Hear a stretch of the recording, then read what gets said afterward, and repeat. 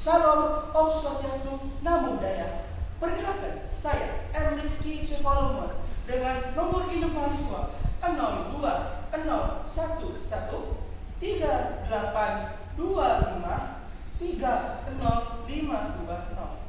Hari ini saya akan memaparkan beberapa konsep-konsep dasar serta materi dasar dalam ekonomi. Namun, tentunya kita harus tahu terlebih dahulu, apa sih ekonomi? Ekonomi adalah ilmu yang mempelajari kebutuhan manusia dan cara mengatur kebutuhan tersebut dengan sumber daya yang ada. Kata ekonomi tersebut berasal dari kata Yunani yang berupa ekonomia, yang berarti peraturan rumah tangga. Hal ini pula merupakan dasar dari ekonomi dan juga berasal dari dua kata Yunani pula, yakni adalah ikos yang berarti rumah tangga dan nomos yang berarti peraturan. Maka dapat disimpulkan bahwasanya pada awalnya di peradaban Yunani, ekonomi itu merupakan peraturan yang ada di rumah tangga, namun meluas. Dan hal ini dibukukan atau terlahir oleh Adam Smith pada sekitar abad ke-17. Oke, setelah itu kita juga perlu mengetahui tentang teori-teori yang terdapat di ekonomi. Namun sebelum kita masuk ke teori, tentunya kita harus tahu juga penggolongannya. Penggolongannya ini pun terbagi pula menjadi tiga. Yang pertama adalah ekonomi deskriptif. Penggolongan yang dimana ekonomi digunakan untuk menggambar bagaimana ekonomi yang terjadi di masyarakat. Dia bersifat faktual dan menggunakan data-data yang ada untuk melaporkan hal-hal tersebut. Sebagai contohnya adalah statistik keuangan nasional, bagaimana jumlah pendapatan pada satu negara seperti GDP per kapita, dan juga bagaimana adanya pengangguran pada suatu masyarakat, dan banyak lagi sebenarnya. Namun selain itu pula terdapat beberapa lagi. Sebagai contohnya adalah teoritis, ekonomi teoritis di depannya.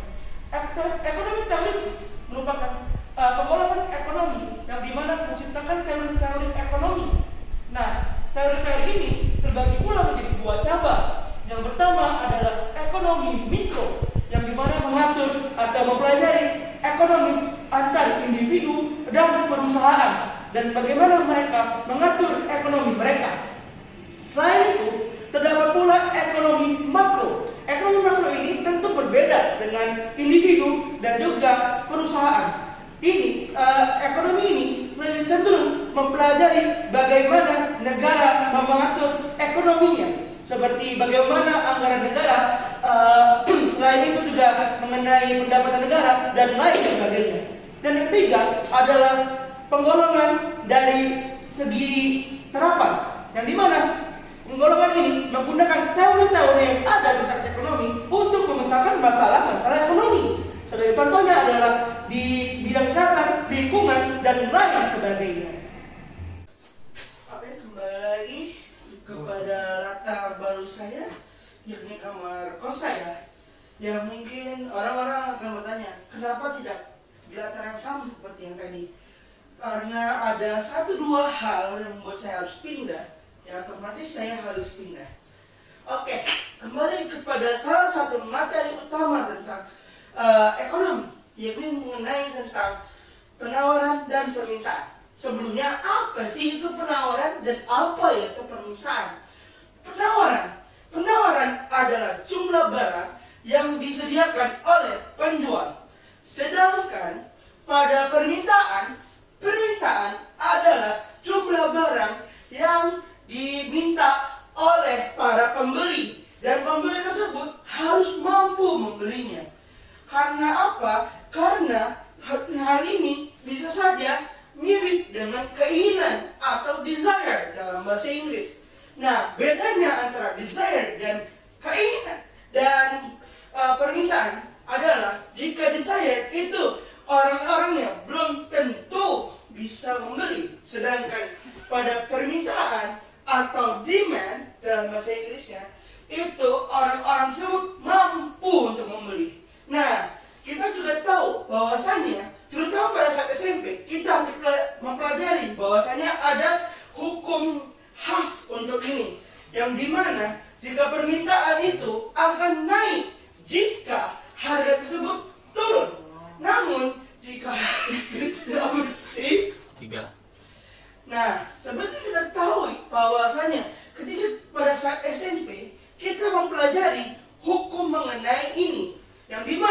jika harga turun, maka permintaan naik.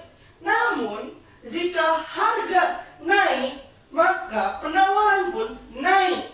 Sehingga dapat disimpulkan bahwasanya permintaan akan naik jika harga turun, atau dalam kata lain berbalik nilai. Sedangkan jika penawaran naik, harga akan naik. Maka kita dapat simpulkan bahwasanya penawaran itu senilai dengan harga barang tersebut.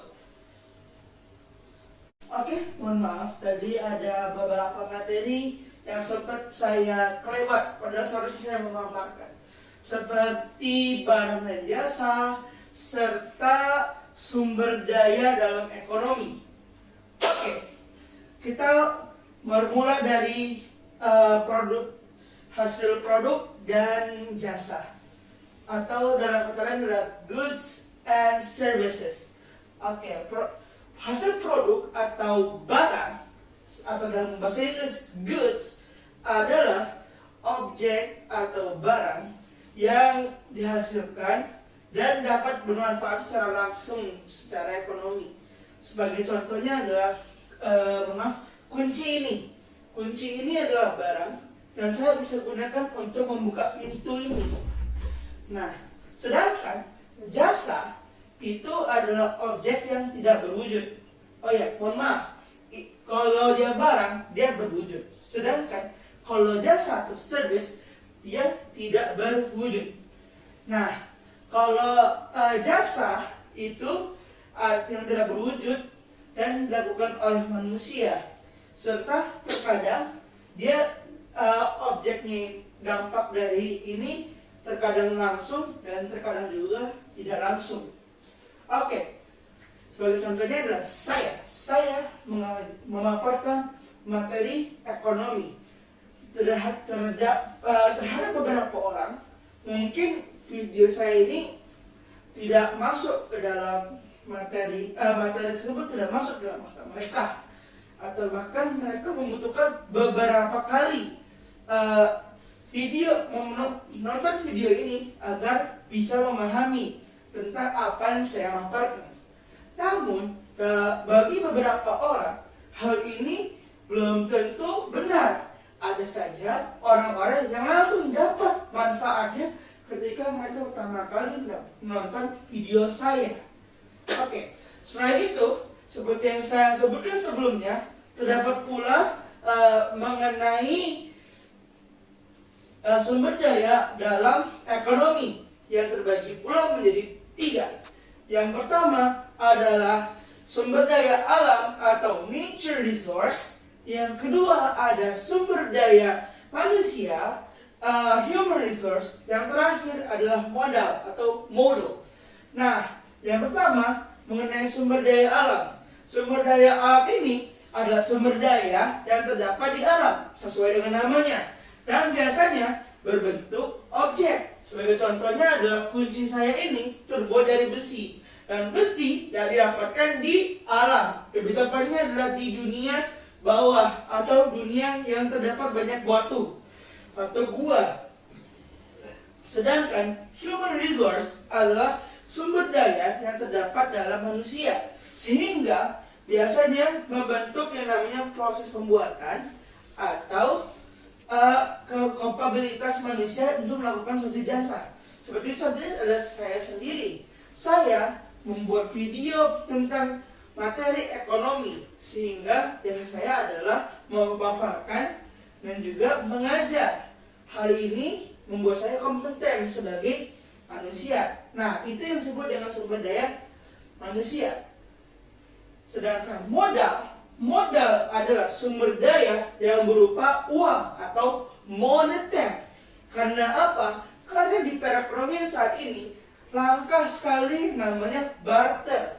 Semua orang cenderung menggunakan yang namanya uang untuk menghidupi kehidupan mereka sehari-hari. Seperti saya contohnya memiliki kunci ini karena saya membayar kamar kos saya.